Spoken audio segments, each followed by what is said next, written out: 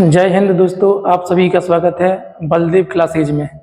जैसा कि आप अवगत हैं, हम स्टैटिक जीके को प्रारंभ किए हुए हैं। अब इसी श्रृंखला में आज हमारा यह दूसरा टॉपिक है स्टैटिक जीके का, जिसमें हम अध्ययन करेंगे भारत के प्रतीक चिन्हों के बारे में। और साथ ही इसी वीडियो के अंतर्गत हमने क्या किया है कि इसका जो डिटेल्ड टॉपिक है वो पूरा कंप्लीट कराया जाएगा, और इसके बारे में जो अभ्यास प्रश्न इसके होते हैं, जो PYQ आपके पेपरों में पूछे गए हैं, उनके संबंध में भी हम इसी में वीडियो में कंप्लीट खत्म करके आपको प्रोवाइड कराएंगे। इससे पहले हमने आपको भारत के पड़ोसी देश के संबंध में एक अलग कंटेंट वीडियो दिया था। उसके बाद हमने बात किया था इसके अभ्यास प्रश्नों के बारे में भारत के पड़ोसी देश के संबंध में। तो वो अलग अलग 2 वीडियो हमने बना के दिए हैं। तो पहला वीडियो आप देखिएगा, फिर दूसरा जो अभ्यास प्रश्न है वो देखिएगा, उसके बाद ये तीसरा वीडियो है भारत के प्रतीक चिन्ह, उनको देखिएगा। ठीक है, तो अब इसी श्रृंखला को हम कंटिन्यू करते हैं। तो देखिए दोस्तों, सबसे पहले एक मोटिवेशन कोट्स लेते हैं, उसके बाद हम आगे बढ़ेंगे। तो सबसे पहले देखिएगा क्या है, इम्तिहान उसी का लिया जाता है जो इम्तिहान देने की योग्यता रखता है। इम्तिहान उसी का लिया जाता है जो इम्तिहान देने की योग्यता रखता है। दोस्तों, सबसे पहले आप सभी को इस बात की बधाई है कि कम से कम आप लोग इस अर्हता में आते हो या इस योग्यता में आते हो कि आप कम से कम कंपटीशन की तैयारी कर पा रहे हो। आप एक खुशनसीब व्यक्ति हो कि आपको ये मौका मिल रहा है। तो वही यहाँ पर कहना चाह रहा है कोटेशन में कि इम्तिहान उसी का लिया जाता है जो इसको देने की योग्यता रखता है। इसका मतलब ये है कि आप उसकी योग्यता रखते हैं। अगर आप इस वीडियो तक पहुँच रहे हैं तो आप बहुत क्या है, खुशनसीब हैं। आप ईश्वर का शुक्रगुजार कर सकते हैं कि ईश्वर ने आपको ये मौका दिया है। अभी आपको मौका मिल गया है तो इसे गंवाना नहीं है, पूरी ताकत लगा देनी है, क्योंकि हमारे सामने कई सारी भर्तियां अभी दिख रही हैं नज़दीक, तो उनको हमें छोड़ना नहीं है। हर कीमत पर अपना एक सीट है वो बुक कर लेना है और उसे प्राप्त कर लेना है। ठीक है, पूरी हिम्मत के साथ मेहनत कीजिएगा। अगर पढ़ाई में मन न लगे तो अपने माँ बाप की तस्वीर अपने सामने रखिएगा और उनकी आंखों में आंखें डाल के देखिएगा क्या वो चाहते हैं आप सफल हों या नहीं हो। अगर वो चाहते हैं सफल हों तो दोस्तों सभी विद्यार्थी, सभी मित्र क्या करें, देखें उनकी आंखों की तरफ और अपने अंदर एक जोश पैदा करें, नहीं मुझे भी कुछ करना है, मुझे इस बार सिलेक्शन लेना है। और आप लेकर के रहेंगे, आप कोई और नहीं होंगे, क्योंकि आप इसके लिए योग्य हैं, आप इम्तिहान देने के लिए योग्य हैं, तो आप कर सकते हैं। राइट, ध्यान रखिएगा। तो हम क्या करते हैं, वीडियो को प्रारंभ करते हैं। वीडियो को देखिएगा। सबसे पहले हम लोग बात करते हैं, पहला हमारे सामने जो विषय वस्तु है, इसमें दोस्तों जो हम पढ़ाने वाले हैं आपको स्लाइड में पहले से हमने सब कुछ पहले से फिक्स कर रखा है। बस आपको सुनना है, अपने नोट्स बनाने हैं और उसके बाद में फिर इसके प्रश्न जो हैं वो लगाने हैं। ठीक है, इससे बेहतर आपको जो है ना चीज़ें, मैंने कोशिश किया है कि खूब बेहतर तरीके से आपको चीज़ें प्रोवाइड कराई जाएँ, और इसको आप देखो अच्छी तरीके से, आपके लिए बहुत ज़्यादा क्या है ये लाभकारी सिद्ध होने वाला है। और हो सके तो अपने जो फ्रेंड्स वगैरह हैं उनके साथ शेयर कर दीजिएगा। अगर कोई विद्यार्थी पढ़ने वाला है जो कंपटीशन की तैयारी कर रहा है, जैसे स्टैटिक जीके के संबंध में कुछ कंटेंट चाहिए है, तो उसको बताइएगा कि हमारा जो चैनल है वो सर्च करके देखे और इसको ज्वाइन करने की कोशिश करे। ठीक है, तो हम समझते हैं। सबसे पहले हमारे सामने पहला जो सेगमेंट है जो मैंने प्रारंभ किया है, इसमें वो सेगमेंट देखिए दोस्तों। इसमें सबसे पहले हमने लिया राष्ट्रीय चिन्ह, है ना। भारत का राष्ट्रीय चिन्ह जो है वो क्या है, अशोक स्तंभ है। ये आप सभी लोग जानते हैं। अशोक स्तंभ का मैं चित्र वगैरह यहाँ पर इनबोर्ड किए हैं, इसमें आप देख सकते हो, ये हो जाएंगे। तो अशोक स्तंभ के संबंध में जो भी जानकारियां हैं पहले हम उसको देखते हैं। देखिए क्या जानकारी है। भारत का राष्ट्रीय चिन्ह जो है सारनाथ, जो वाराणसी में है, वहां से अशोक स्तंभ है, वहां से ये लिया गया है। अशोक स्तंभ जो है अशोक के द्वारा बनाया गया शिलालेख था, उसी का ये एक प्रारूप है, जिसमें क्या है, जिसमें 4 शेर हैं। अब जो 4 शेर हैं आपको दिखना चाहिए। देखो एक शेर ये है, एक ये गया, एक ये गया, एक इसके पीछे है जो मैंने यहाँ पर चित्र लगा दिया। हम अगर हम कहीं से ही फोटो खींचते हैं तो हमें 3 ही शेर दिखाई देते हैं, ये आपको ध्यान रखना। तो इसमें 4 शेर हैं। ऊपर की तरफ अगर देखोगे तो एक शेर ये हो गया, एक ये वाला है, एक ये है। ठीक है, इस तरह से 4 शेर हो जाएंगे। राइट, ये आपको ध्यान रखना है। राइट साइड में, मिडिल में एक, लेफ्ट साइड में, ऐसे बन जाएगा। उसके बाद कह रहा है कि सर किंतु दिखाई कितने देते हैं, 3 ही शेर दिखाई देते हैं। तो 3 ही मैं आपको बता रहा हूँ, 3 दिखाई देते हैं। इसके नीचे एक चक्र है बना हुआ है, चक्र देखो ये बना हुआ है चक्र। ठीक है, चक्र बना हुआ है, और इस चक्र के एक और क्या है, एक और सांड का चित्र है और एक और घोड़े का चित्र है। तो दोस्तों देखो, एक और तो ये क्या है, घोड़ा है, और एक और क्या हो जाएगा, सांड हो जाएगा। तो राइट साइड पे क्या है, सांड है, और लेफ्ट साइड पे क्या हो जाएगा, तो ये आपको ध्यान रखना है, वो हो जाएगा आपका घोड़ा। ठीक है, ध्यान रखना। ये प्रश्न पूछा गया है कि अशोक चक्र के जो भी अशोक स्तंभ है उसके दाईं ओर क्या है, तो दाईं ओर क्या हो जाएगा दोस्तों, सांड है, और बाईं ओर क्या है, तो बाईं ओर क्या हो जाएगा, घोड़ा हो जाएगा। तो ये अशोक स्तंभ के संबंध में आपको ध्यान रखना है। इसके अलावा हम बात करते हैं कि ये सारी चीज इसमें बनी हुई है।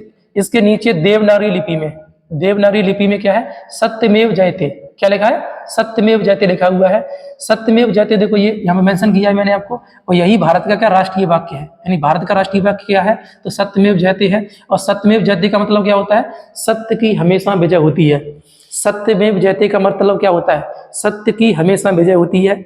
भले ही अच्छाई देर से उत्पन्न हो, लेकिन उठती जरूर है। बुराई जरूर एकदम में आपको आपके सामने दिख जाएगी, बहुत बढ़िया, बहुत कुछ, सब कुछ बढ़िया है, लेकिन जब अच्छाई उठती है ना, तो बुराई कहीं दूर दूर तक दिखाई नहीं देती है। इसलिए दोस्तों हमेशा क्या है, सत्य की विजय ही होती है, ये निश्चित है। देर भले ही अंधेरी हो सकती है, और लेकिन दिन देरी नहीं हो सकती है। जरूर कभी ना कभी आपको जो भी आपकी अच्छाई है वो जरूर आपके सामने आएगी, ठीक है, ध्यान रखिएगा। तो ये हो जाता है। तो सत्यमेव जयते, ये इसका क्या है, ये मतलब हमारा राष्ट्रीय वाक्य भी है, और इसके नीचे लिखा भी है। देखो ये दोनों में जगह मेंशन किया हुआ है, यहाँ पर भी सत्यमेव जयते लिखा है, मतलब दोनों चित्र सेम ही है, कोई अलग नहीं है।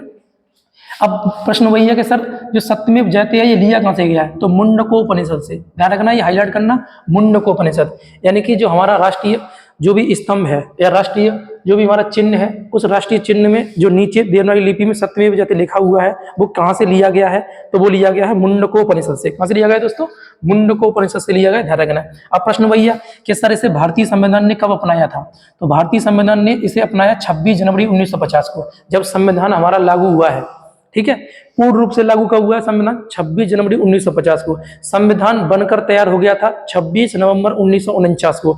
26 नवंबर को हम क्या मनाते हैं, संविधान दिवस मनाते हैं। हम अपना गणतंत्र दिवस कब मनाते हैं, 26 जनवरी को। तो जब हमने प्रथम गणतंत्र दिवस मनाया था, उसी समय हमने क्या किया था, हमारा जो राष्ट्रीय चिन्ह था उसे स्वीकार किया था, ध्यान रखना। और हमारा राष्ट्रीय चिन्ह हमारे सामने जो दिख रहा है आपको, ये हो जाएगा, ठीक है, ध्यान रखना है। इसके अलावा बात करते हैं, यानी पट्टी के मध्य में एक धर्म चक्र में बताया, धर्म चक्र बताई दिया है, जिसमें 24 तीलियां हैं। क्या है, 24 तीलियां हैं, जो 24 घंटे को क्या करती है, प्रतीक दे रही है। 24 घंटे क्या है, हमारा जो है सक्रियता की बारे में बात कर रही है, ये आपको ध्यान रखना है। इसके अलावा बात यह है, तो एक चिन्ह और प्रयोग करते हैं हम इसी के हिसाब से, अशोक स्तंभ ही है, लेकिन इसे बोलते हैं अशोक की लाट। क्या कहते हैं, अशोक की लाट, मतलब इसको थोड़ा सा बड़ा कर दिया जाए एक स्तंभ की तरह, और उसके हिसाब से हो जाता है। एक्चुअल में अशोक स्तंभ इस टाइप का होता है, ये आपको ध्यान रखना। तो अशोक स्तंभ हो जाएगा। और अशोक स्तंभ में कुल जानवरों की संख्या कितनी है, तो कुल जानवरों की संख्या आप लिखना 4 है। कितनी जानवरों की संख्या है, तो 4 हो जाएगी। तो 4 आपको ध्यान रखना, ये हो जाएगा, ठीक है, इतना कर ले रहे हैं। बाकी आपको पता ही है, हमारा देश है जिससे हम बहुत मोहब्बत करते हैं, इसके लिए जान भी कुर्बान है ना, इसके लिए सब कुछ कुर्बान है। तो आप जानते हैं सारी चीजें, आपको ध्यान रखना है। हमारे धड़कनों में क्या है, हमारा देश है ना, हमारी सांसों में क्या है, हमारा देश है। आगे हम लोग बात करते हैं दोस्तों, आगे हम नेक्स्ट देखते हैं स्लाइड में। तो नेक्स्ट हमारा दूसरा चिन्ह है। अभी तक हमने क्या पढ़ा है, हमारा राष्ट्रीय चिन्ह पढ़ लिया। राष्ट्रीय चिन्ह क्या है, अशोक स्तंभ, क्या है, अशोक स्तंभ है। अब दूसरा हमारे सामने क्या आ जाएगा, राष्ट्रीय ध्वज की बात करते हैं। तो राष्ट्रीय ध्वज को हम पढ़ते हैं दोस्तों, नेशनल फ्लैग क्या है इंडिया का। तो इंडिया का नेशनल फ्लैग चित्रों में देख सकते हो, ये 2 तरीके से हमने यहाँ पर चित्र दिखाए गए हैं। इन दोनों का महत्व है क्या, वो समझाते हैं आपको, समझिएगा। सबसे पहली बात है कि सर भारत का राष्ट्रीय चिन्ह जो है, राष्ट्रीय ध्वज जो है, ये कब अपनाया गया है, तो राष्ट्रीय ध्वज कब अपनाया गया है, 22 जुलाई 1947 को अपनाया गया है, ध्यान रखना है। 22 जुलाई 1947 को भारत का राष्ट्रीय ध्वज को अपनाया था संविधान सभा के द्वारा, ठीक है। और इसकी जो लंबाई और चौड़ाई है, ये प्रश्न पूछता है, इसकी लंबाई चौड़ाई का अनुपात कितना होता है, 3:2 का, यानी कि लंबाई अगर देखो तो ये लंबाई है इसकी, ये चौड़ाई है। तो लंबाई कितनी होती है, 3, और चौड़ाई कितनी होती है, 2 होती है। तो लंबाई और चौड़ाई का अनुपात कितना है, 3:2 का अनुपात है, ये ध्यान रखना है आपको, ठीक है, ये हो जाएगा। नेक्स्ट हम बात करते हैं, इसको तैयार किसने किया, मतलब ये डिजाइन जो दिया था वो किसने दिया था, तो पिंगली वेंकैया ने। किसने दिया था, पिंगली। हमारा राष्ट्रीय ध्वज का डिजाइन तैयार करने वाले जो महोदय थे, उन महोदय का नाम क्या था, पिंगली वेंकैया। पिंगली वेंकैया आंध्र प्रदेश राज्य से बिलोंग करते थे, यह वनस्पति वैज्ञानिक थे, ये आपको ध्यान रखना है, ठीक है, पिंगली वेंकैया के बारे में ये हो जाएगा। बात करते हैं कि सर इसमें 3 चिन्ह है, मतलब 3 कलर दिए गए हैं इसमें तिरंगा में, यानी क्या बोलते हैं इसको, हम तिरंगा कहते हैं। हमारा राष्ट्रीय ध्वज क्या, तिरंगा है। तो तिरंगा में एक कलर क्या है, केसरिया है। क्या है, केसरिया। मैंने लिखा हुआ है, मेंशन किया है, केसरिया है।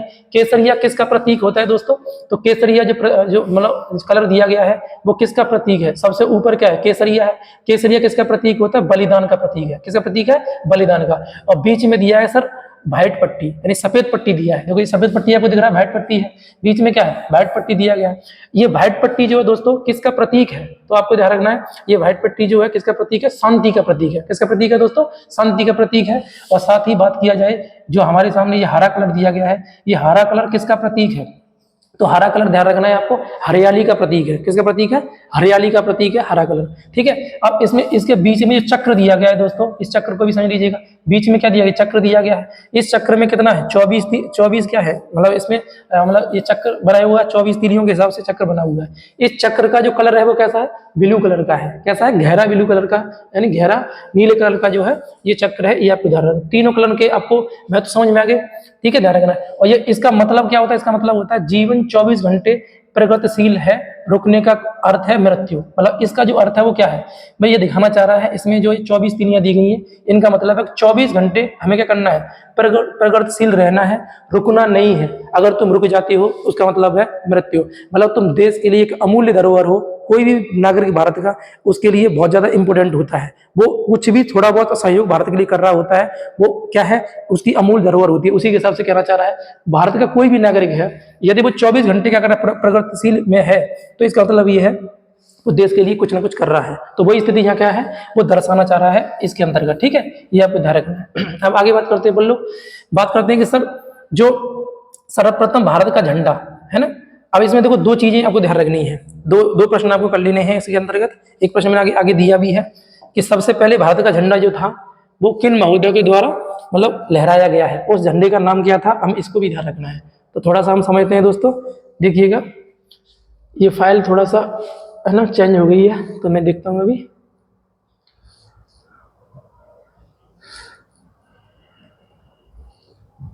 देखिए मैं खुल रहा हूँ।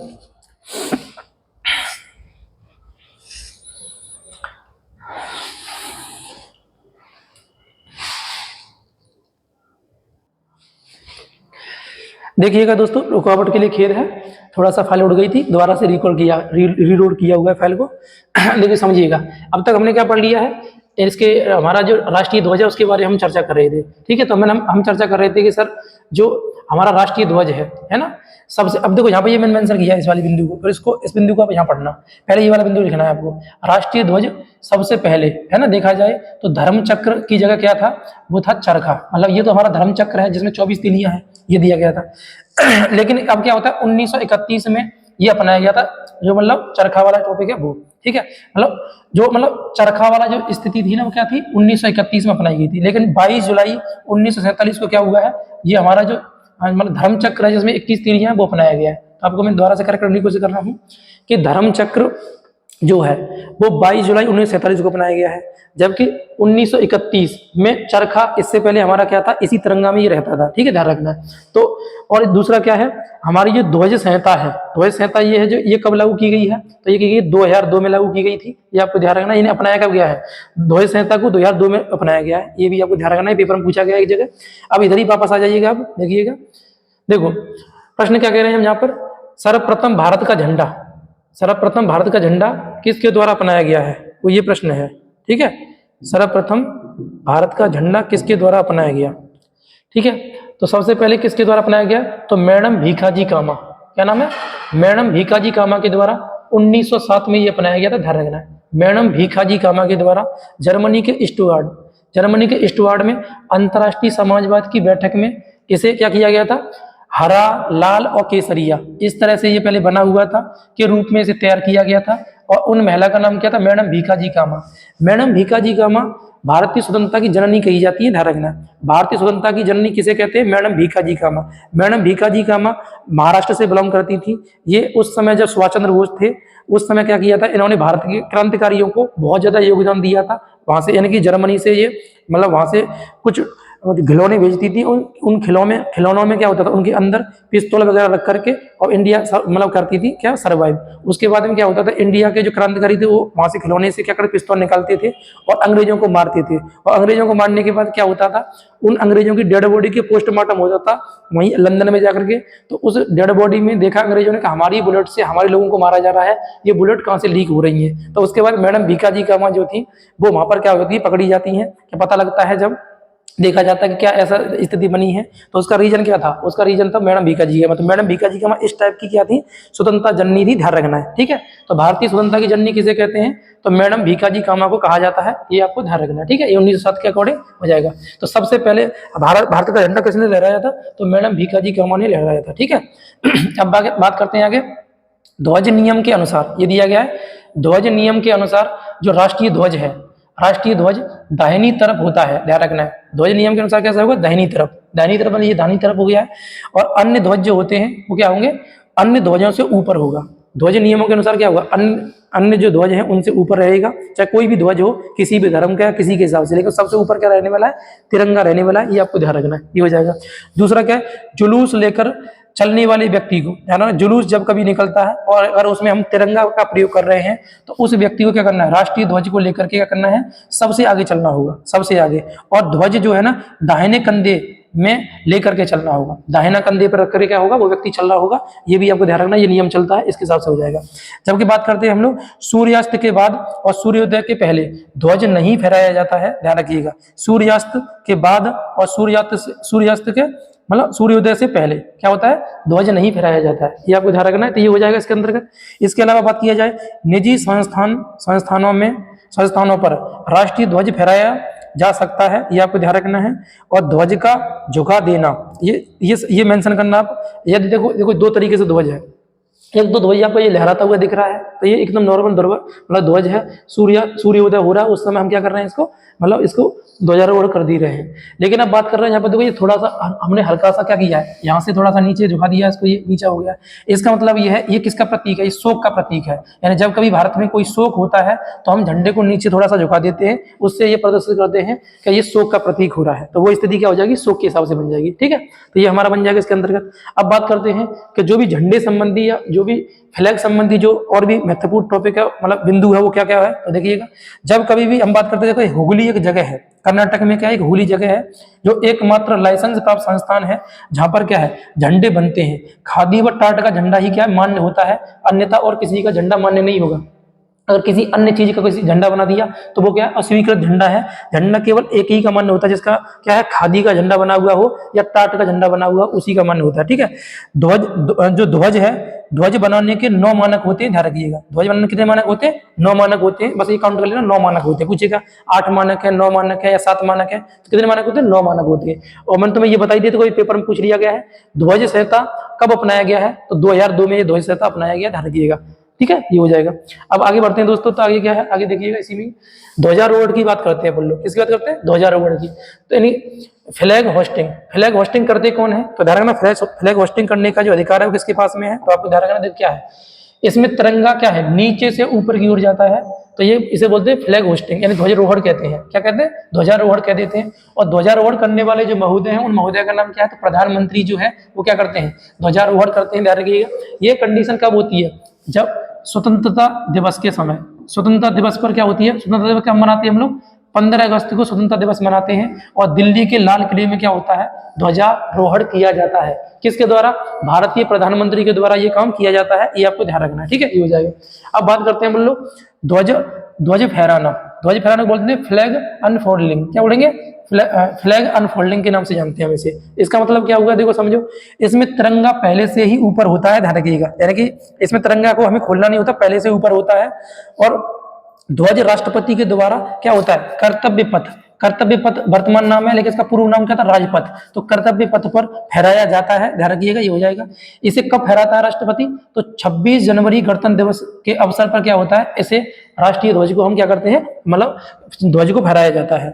अब देखो, मैं एक प्रश्न जो आपसे कह रहा था ना, कि मैडम भीकाजी कामा ने जो जर्मनी के स्टुटगार्ट में इसे 1907 में फहराया था, लेकिन इनसे पहले भी एक मतलब घटना है, सिस्टर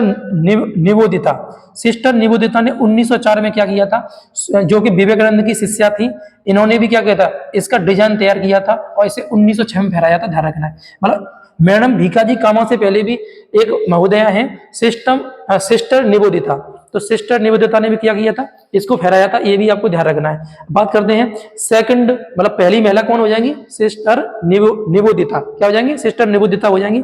जबकि दूसरी महिला कौन हो जाएंगी, मैडम भीकाजी कामा, जिन्हें भारतीय स्वतंत्रता की जननी कहते हैं, तो वो मैडम भीकाजी कामा के हिसाब से मतलब बन जाएगा, ठीक है। ये आपको कर लेना है।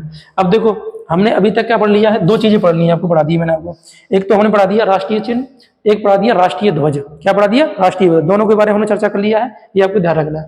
अब बात करते हैं दोस्तों राष्ट्रीय गान की। किसकी बात करते हैं, राष्ट्रीय गान की। राष्ट्रीय गान के बारे में हम चर्चा करेंगे, देखिएगा। राष्ट्रीय गान की बात करेंगे तो नेशनल एंथम इसे कहते हैं। बात करते हैं इसकी रचना किनके द्वारा की गई है, तो रविन्द्रनाथ टैगोर के द्वारा इसकी रचना की गई थी। यह तत्वबोधनी कविता से क्या है, इसकी 13 जो पंक्तियां हैं वो ली गई हैं और इसको जनगण मन कहते हैं। आपके सामने जनगण मन में पूरा दिया हुआ है, सब लोग जानते हैं। सुबह सुबह हम जब कभी स्कूल वगैरह में या किसी भी संस्थान में जब कोई गणतंत्र दिवस होता है या फिर कभी स्वतंत्रता दिवस होता है तो सबसे पहले हम क्या करते हैं, मतलब जनगण मन को ही क्या करते हैं, सबसे पहले हम मतलब गाते हैं। ठीक है, ध्यान रखिएगा। तो ये आपके सामने में मेंशन किया हुआ, ये हो जाएगा। इसे गाने की जो अवधि है वो 52 सेकंड है, यानी 52 सेकंड में से गाना होता है। किंतु विशेष परिस्थिति में क्या होता है, इसे 20 सेकंड में भी गा सकते हैं। जैसे युद्ध वगैरह चल रहा है उस समय क्या करेंगे, हम इसे 20 सेकंड में गाएंगे। ध्यान रखना है, ये हो जाएगा। 20 सेकंड का मतलब ये है कि ऊपर की 2 लाइनें या 3 लाइन लेकर के हम इसे गा करके छोड़ देते हैं, ये हो जाएगा। इसके बाद बात करते हैं 1921 में। अगर बात किया जाए तो 1921 में रविन्द्रनाथ टैगोर के द्वारा क्या किया है दोस्तों, 1921 में रविन्द्रनाथ टैगोर के द्वारा इसका अंग्रेजी में अनुवाद किया गया है। अब देखो यहाँ पर थोड़ा सा एक चीज समझनी है आपको। जो भी हमारा राष्ट्रीय गान है, ये राष्ट्रीय गान जो है ना मूल रूप से बांग्ला भाषा में लिखा गया था। किस भाषा में लिखा गया था, बांग्ला भाषा में। अब बांग्ला भाषा में लिखा गया है तो इसका अंग्रेजी जो अनुवाद किया गया है वो रविन्द्रनाथ टैगोर के द्वारा ही किया गया है। जबकि बांग्ला भाषा में लिखा किसने था, तो रविन्द्रनाथ टैगोर के द्वारा ही लिखा गया था। अब जो इसे जब अंग्रेजी में अनुवाद किया तो यह किस नाम से अनुवादित किया गया है, तो the morning song of India. तो the morning song of India कौन है, तो जनगण मन है। क्या हो जाएगा, जनगण मन हो जाएगा, the morning song of India. The morning song of India या जनगण मन जो है भारतीय संविधान सभा ने इसे कब अपनाया था, तो 24 जनवरी 1950 को क्या किया था, इसे अपनाया था भारतीय संविधान सभा के द्वारा। ठीक है, ध्यान रखना है। अब बात करते हैं इसके अलावा और भी इसमें फैक्चुअल डाटा है, उसे समझते हैं। क्या क्या फैक्चुअल डाटा है वो देखिएगा। देखो 1912 में तत्वबोधनी पत्रिका में, है ना, 1912 में तत्वबोधनी पत्रिका में पहली बार ये छपा था, जिसका शीर्षक क्या था, भारत विधाता। क्या शीर्षक था दोस्तों, भारत विधाता। यानी सबसे पहले पूछ लेगा आपसे कि राष्ट्रीय गान जो है वो किस पत्रिका में सबसे पहले छपा था, तो ध्यान रखना है वो तत्वबोधनी पत्रिका। और तत्वबोधनी पत्रिका में यह किस शीर्षक से छपा था, तो वो छपा गया था भारत विधाता के नाम से। तो ये आपको प्रश्न इंपोर्टेंट है, इसको थोड़ा ध्यान रखना है। अब बात करते हैं कुछ इसमें एक और 2-3 क्वेश्चन और बन जाते हैं। वो पूछता है जय शब्द का प्रयोग जो हमारा राष्ट्रीय गान है उसमें कितनी बार किया गया, 10 बार किया गया है जय शब्द का प्रयोग। और कितनी नदियों का जिक्र है, प्रश्न पूछा गया है, तो 2 नदियों का जिक्र है, गंगा और यमुना, है ना, 2 नदियों का क्या है, जिक्र है। तो ये दोनों प्रश्न पूछे गए हैं, इनको इसलिए हमने यहाँ मेंशन कर लिया है। ठीक है, ये हो जाएगा। तो ये इतनी कहानी किसकी रही, राष्ट्रीय गान के संबंध में रही। ठीक है, राष्ट्रीय गान के रचयिता कौन है, रविन्द्रनाथ टैगोर हैं। राष्ट्रीय गान जो किस भाषा में मूल रूप से लिखा गया था, बांग्ला भाषा में। इसे अंग्रेजी में अनुवाद किसने किया, रविन्द्रनाथ टैगोर ने किया। किस नाम से किया, the morning song of India के नाम से किया गया। सबसे पहले यह किस पत्रिका में छापा गया था, तत्वबोधनी पत्रिका में छापा गया था। यह किस शीर्षक से छापा गया था, तो भारत विधाता के नाम से छापा गया था। इसे भारतीय संविधान सभा ने कब स्वीकार किया था, तो 24 जनवरी 1950 को इसे भारतीय संविधान सभा ने क्या कर लिया था, स्वीकार कर लिया था। ठीक है, ये चीज आपको कर लेना है। बाकी मैंने आपको यहाँ डिटेल दे दिया गया है, सारी चीजें करते चले जाइएगा। ठीक है, नेक्स्ट हम लोग बात करते हैं दोस्तों भारत के जो भी राज्य चिन्ह है उसके बारे में तुम्हें बता दिया है सारी चीजें, ये डॉट चित्र लग गया है, कोई दिक्कत नहीं है। हम बात करते हैं आगे जो हमारा टॉपिक है वो है सर्वोच्च राष्ट्रीय पुरस्कार। भारत का सर्वोच्च राष्ट्रीय पुरस्कार क्या है दोस्तों, तो वो है भारत रत्न। क्या हो जाएगा दोस्तों, भारत रत्न है। भारत का सर्वोच्च राष्ट्रीय पुरस्कार क्या हो जाएगा, भारत रत्न है। इसके बारे में आप सभी लोग जानते होंगे मुझे लगता है ना, सब चीज आपने सुना ही होगा, ये सारी चीज देखिएगा। यानी कि भारत का राष्ट्रीय पुरस्कार भारत रत्न है, आपको भी पता होना चाहिए। यानी सर्वोच्च पुरस्कार क्या है, नागरिक सम्मान कहते हैं, भारत रत्न है। इसकी शुरुआत जो है 2 जनवरी को हुई थी, ये पता होना चाहिए आपको। यानी भारत के जो उच्च पुरस्कार है, उच्च पुरस्कार, अगर उच्च पुरस्कार की हम लोग बात करें दोस्तों, तो उच्च पुरस्कार में आप देख सकते हो, है ना, यानी 2 भागों में बांट के पढ़ते हैं। एक तो हमारे सामने भारत रत्न होता है, भारत रत्न पुरस्कार, और एक होता है पद्म पुरस्कार, पद्म पुरस्कार। ठीक है, तो पद्म पुरस्कार एक हो जाएगा, एक हो जाएगा भारत रत्न पुरस्कार। तो ये दोनों पुरस्कारों की शुरुआत कब हुई है, तो दोनों की शुरुआत जो हुई है, ध्यान रखना है, यानी कि इनकी स्थापना, शुरुआत तो हम कह देंगे 26 जनवरी 1950 को ये शुरुआत में सबसे पहले दे गए थे, आपको ध्यान रखना। लेकिन इनकी जैसे स्थापना की बात किया था 2 जनवरी को क्या हो गया था, इनकी स्थापना हुई थी 1954 में, सॉरी 50 नहीं दोस्तों, 54 जगह करना है, 1954 में क्या हो गया था, 1954 में इनकी क्या हुई थी, शुरुआत हुई थी। और इसकी भी 1954 में, मतलब उच्च पुरस्कार देने की स्थापना कब हुई है, 2 जनवरी 1954 को हुई थी। ठीक है, इनकी मतलब इनको पहली बार वितरित किया गया था 26 जनवरी 1950 को, दोनों पुरस्कारों को ध्यान रखना है। लेकिन इसमें एक कंडीशन रहती है कि भारत रत्न पुरस्कार जो है वो 26 जनवरी को ही वितरित किए जाएंगे राष्ट्रपति के द्वारा, लेकिन पद्म पुरस्कार 26 जनवरी से पहले जनवरी महीने में फर्स्ट वीक में या सेकंड वीक में क्या है ये वितरित कर दिए जाते हैं। इनको ये मतलब नहीं है कि ये पुरस्कार जो है वो 26 जनवरी को ही वितरित होंगे, इस आधार पर आपको ध्यान रखना है। तो भारत का सर्वोच्च सम्मान क्या है? भारत रत्न है। और भारत का दूसरा सर्वोच्च सम्मान क्या? पद्म पुरस्कार है। अब ये पद्म पुरस्कार भी दोस्तों 3 प्रकार के होते हैं, है ना, 3 प्रकार के। एक तो होता है पद्म विभूषण, क्या होता है? पद्म विभूषण, विभूषण, ठीक है, लगा देना है इसको।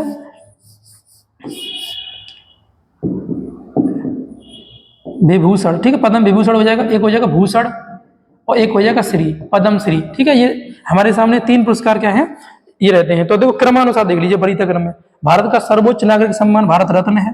भारत का दूसरा सर्वोच्च नागरिक सम्मान पद्म विभूषण है। भारत का तीसरा सर्वोच्च नागरिक सम्मान पद्म भूषण है। भारत का चौथा सर्वोच्च नागरिक सम्मान पद्म श्री है। तो ये 3-4 पुरस्कार आपको ध्यान रखने हैं, ये इसी के बारे में ये कह रहा है। भारत का प्रथम भारत रत्न प्राप्त करने वाले व्यक्ति कौन है? तो आपको ध्यान रखना है सर्वपल्ली राधाकृष्णन हो जाएंगे, क्योंकि इन्हीं के द्वारा सबसे पहले क्या हुआ था, ये दिया गया था। और सर्वपल्ली राधाकृष्णन कौन है? भारत के प्रथम उपराष्ट्रपति, है ना। भारत के प्रथम उपराष्ट्रपति कौन है? सर्वपल्ली राधाकृष्णन है। इसके अलावा सी राजगोपालाचारी को भी दिया गया है और सीवी रमन को भी दिया गया है, ये आपको ध्यान रखना है। जो सर्वपल्ली राधाकृष्णन है, इनके जन्म दिवस को क्या बोलते हैं हम? शिक्षक दिवस कहते हैं। 5 सितंबर को क्या मनाते हैं हम लोग? शिक्षक दिवस। तो 5 सितंबर को कौन सा दिवस मनाया जाता है दोस्तों? शिक्षक दिवस। किनके जन्म दिवस पर? सर्वपल्ली राधाकृष्णन के जन्म दिवस पर ये मतलब मनाया जाता है। तो आई होप ये क्लियर हो गया होगा आपको कि भारत का सर्वोच्च नागरिक सम्मान भारत रत्न है, ये आपको क्लियर कर लेना, ठीक है, ये हो जाएगा। तो अब तक हमने 3 जो चीजें हैं वो पढ़ ली हैं। भारत का राष्ट्रीय चिन्ह क्या है, भारत का राष्ट्रीय ज्ञान और भारत का सर्वोच्च सम्मान के बारे में चर्चा कर लिया है। बात करते हैं इसके अलावा जो भी भारत के राष्ट्रीय इस तरह के जो प्रतीक हैं उनके बारे में। और अब देखिएगा क्या क्या है, एक साथ हमने कई सारे ले लिए हैं इसमें, तो समझिएगा। देखो, भारत का राष्ट्रीय पक्षी की बात करते हैं। भारत का राष्ट्रीय पक्षी, तो भारत का राष्ट्रीय पक्षी मोर है। अब इसका जो ये वैज्ञानिक नाम है वो लिखा हुआ है यहाँ पर, क्रिस्टेटास या पावोक्रिस्टातुस, पावोक्रिस्टातुस, ये वैज्ञानिक नाम हो जाएगा इसका। इसको भारतीय संविधान सभा ने इसे राष्ट्रीय पक्षी कब घोषित किया है? तो 26 जनवरी 1963 को क्या किया गया है? इसे घोषित किया गया, यानी भारत सरकार के द्वारा। चूंकि संविधान सभा नहीं है, चूंकि 1963 शब्द आ रहा है यहाँ पर, तो संविधान सभा तो भाई पहले ही भंग हो चुकी है अपनी। तो आपको ध्यान रखना है कि अब क्या है, अब संसद के द्वारा इसे मतलब घोषित किया गया होगा। तो राष्ट्रीय पक्षी कब घोषित किया गया? 26 जनवरी 1963 को। और हमारा राष्ट्रीय पक्षी क्या है? तो मोर है। मोर आपके सामने ये बना हुआ दिख रहा होगा, ठीक है। तो ये इसका किस परिवार का मोर है ये? तो ये हो जाएगा मोर फैंसियानिडाई। मोर फैंसियानिडाई परिवार से ये लिया गया है। यही मोर क्या है? भारत का राष्ट्रीय पक्षी है, ये आपको ध्यान रखना है। ओके, तो क्लियर हो गया होगा आपको मोर क्या है? भारत का राष्ट्रीय पक्षी हो जाएगा। अब बात करते हैं भारत का राष्ट्रीय पुष्प की। भारत के राष्ट्रीय पुष्प की बात करेंगे तो भारत का राष्ट्रीय पुष्प क्या है दोस्तों? कमल है, ठीक है। कमल को हम वैज्ञानिक रूप में देखा जाए तो क्या बोलते हैं इसको? निलंबो नुसीपेरा गैडन। निलंबो नुसीपेरा गैडन के नाम से इसका वैज्ञानिक नाम है, ध्यान रखना है। ये भारत का राष्ट्रीय फूल है, एक आपको ध्यान रखिएगा। कमल को राष्ट्रीय फूल तो माना गया है, लेकिन इसका कोई भी आधिकारिक प्रमाण नहीं है, उपलब्ध नहीं है, ये आपको ध्यान रखना है। यानी भारत का राष्ट्रीय जो पुष्प है या जो फूल है वो कौन है? कमल है, लेकिन इसका कोई आधिकारिक प्रमाण नहीं है कि ये एक्चुअल में क्यों माना गया है, ठीक है, ये आपको ध्यान रखना है। तो ये हो जाएगा। इसके अलावा हम बात करते हैं राष्ट्रीय पेड़ की, राष्ट्रीय वृक्ष की। यानी भारत का राष्ट्रीय वृक्ष क्या है? तो भारत का राष्ट्रीय वृक्ष आपको दिख रहा है, ये बरगद है ना, बरगद आपको दिख रहा होगा। यानी भारत का राष्ट्रीय वृक्ष क्या है? बरगद है। इस बरगद को हम क्या बोलते हैं? फाइकस बेंगालेसिस। फाइकस बेंगालेसिस इसका वैज्ञानिक नाम है। इसे बट वृक्ष भी कहते हैं, ध्यान रखिएगा। इसका ये भी नाम दिया गया है, बेंगा ट्री इंग्लिश में इसे बोला जाता है। ये इस वृक्ष को ही क्यों माना गया है? तो आपको पता होना चाहिए, ये पेड़ जो है अननश्वर है। क्या है? अननश्वर। इसका नाश नहीं हो पाता है, बहुत कम है। इसकी शाखाएं, जड़ें वगैरह जो होती हैं वो अंदर जमीन में धस जाती हैं और ऊपर से और भी जड़ें आ जाती हैं। और ये क्या है? बहुवर्षीय विशाल वृक्ष होता है, मतलब तुरंत खत्म नहीं होता है, कई सालों तक यह जिंदा बना रहता है और काफी अच्छी छाया देता है, घना हो जाता है, ये चीजें हो जाती है। तो इसलिए क्या है, ये हमारा क्या हो जाएगा? राष्ट्रीय मतलब वृक्ष हो जाएगा, ये आपको ध्यान रखना है। तो राष्ट्रीय वृक्ष हो गया, राष्ट्रीय पुष्प हो गया, राष्ट्रीय पक्षी हो गया, इनके संबंध में आपको ध्यान रखना ही हो जाएगा। अब नेक्स्ट हम लोग बात करते हैं राष्ट्रीय जलीय जीव की। राष्ट्रीय जलीय जीव जो है गंगा डॉल्फिन है। ये डॉल्फिन का मैं चित्र लगाया होगा, आप देख सकते हो। तो क्या हो जाएगी? गंगा डॉल्फिन, जिसे सुनसु भी कहते हैं। सुन्स क्या बोलते हैं इसको? सुनसु। क्या बोलते हैं? सुनसु भी इसे नाम दे देते हैं, ठीक है। इसका वैज्ञानिक नाम दोस्तों क्या है? तो प्लेंट निष्ठा गंगेटिका। प्लेंट निष्ठा गंगेटिका जो है, ये क्या है? इसका वैज्ञानिक नाम हो जाएगा, ये आपको ध्यान रखना है। बात किया जाए इसे कब अपनाया गया है? तो 5 अक्टूबर 2009 को अपनाया गया है। यह भारत का राष्ट्रीय जलीय जीव इसे घोषित किया गया है। 5 अक्टूबर को हम कौन सा दिवस मनाते हैं? गंगा डॉल्फिन दिवस मनाते हैं, ध्यान रखिएगा। गंगा डॉल्फिन दिवस कब मनाते हैं? 5 अक्टूबर को मनाते हैं, बस ध्यान रखना है, ठीक है। राष्ट्रीय स्वच्छ गंगा मिशन द्वारा इसे क्या किया गया है ना, 5 अक्टूबर को गंगा डॉल्फिन दिवस घोषित किया गया है, ध्यान रखिएगा, राष्ट्रीय स्वच्छ गंगा मिशन के द्वारा, ठीक। अब बात करते हैं इसके अलावा और क्या है। गंगा डॉल्फिन जो है अंतरराष्ट्रीय प्राकृतिक संरक्षण जो है IUCN है ना, इसने क्या किया, इसे लुप्त प्राय सूची में शामिल किया, मतलब ये खत्म होने के कगार पर है, तो इसके संरक्षण के लिए बहुत जरूरी है। तो भारत सरकार ने क्या किया है, इसके संरक्षण की योजना चला रही है भारत सरकार। वो योजना का नाम क्या है, तो गंगा डॉल्फिन संरक्षण कार्य योजना है ना, क्या नाम है, गंगा डॉल्फिन संरक्षण कार्य योजना। यह योजना कब प्रारंभ हुई है, तो 2010 से 2020 के मध्य में योजना चली थी, ये आपको ध्यान रखना है, बन जाएगा। अब इसके अलावा और क्या है, तो गंगा डॉल्फिन भारतीय संरक्षण एक वन्य जीव भी है, जो अधिनियम 1972 में आया था, ये भी आपको ध्यान रखना है, जो कि प्रथम अनुसूची में शामिल किया गया है, ठीक है। एक प्रोजेक्ट डॉल्फिन भी चल रहा है। प्रोजेक्ट डॉल्फिन जो कब आया है, तो 15 अगस्त 2020 को आया है, इसे घोषणा किया गया है और तब से ये डॉल्फिन के बचाव में चल रहा है, ये आपको ध्यान रखना है। गंगा डॉल्फिन कहाँ पाई जाती है तो अब बताइए गंगा डॉल्फिन कहाँ पाई जाती है, तो प्रयागराज से जो आगे गंगा बहती है उसमें गंगा डॉल्फिन पाई जाती है, ये आपको ध्यान रखना है, ठीक है। देखिएगा, थोड़ा पानी पी ले रहा हूँ मैं।